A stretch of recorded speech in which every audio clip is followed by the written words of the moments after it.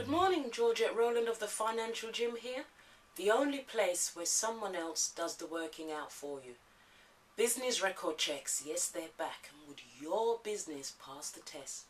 What exactly is business record checking and how could it affect your business? Please bear in mind that regulations and procedures change at the revenue all the time, so the information here may become more or less relevant over time. This video is for the people who should read their HMRC bulletins but really can't be bothered. Well, the Revenue introduced record checking in 2011 as a way of ensuring that small to medium-sized business owners are keeping adequate records to support any returns they make, such as their tax returns. They already do this process for VAT. So what is different about these particular checks? Well, in the past, when you were contacted by the Revenue to arrange a visit to inspect your records, it was usually triggered by something. For example, if your VAT return said you were entitled to a refund, the Revenue could request an inspection to verify your figures. Business record checking, however, is based on businesses the Revenue think may be more risky than others and so target, for want of a better word, those.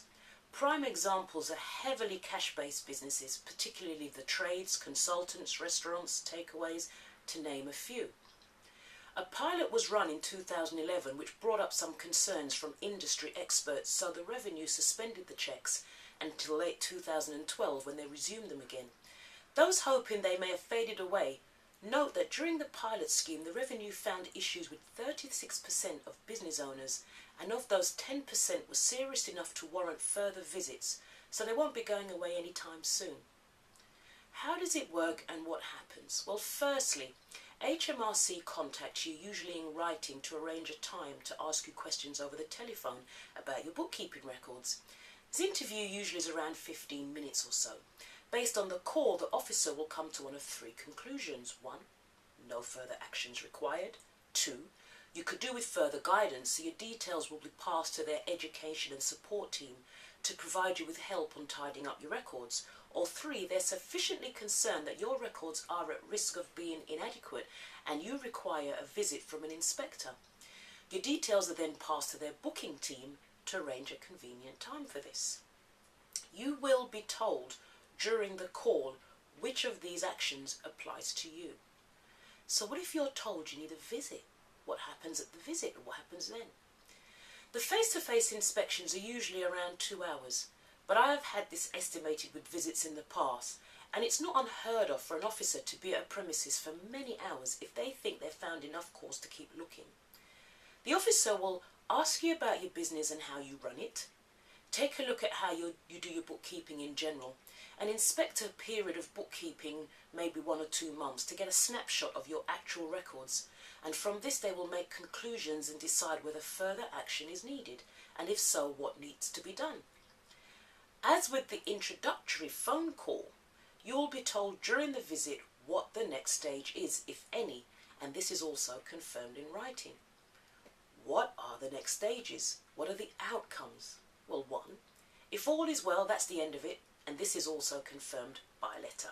2, if there's room for improvement, you'll be told what you need to deal with to bring your records up to scratch, and you'll be given a deadline in which to do it, generally no more than 3 months, and you may be liable to pay a record-keeping penalty. At the end of the deadline, you get a follow-up visit.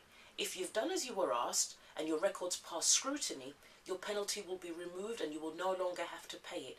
However, if the officer still is not satisfied, you can be fined anything between £250 to £3,000.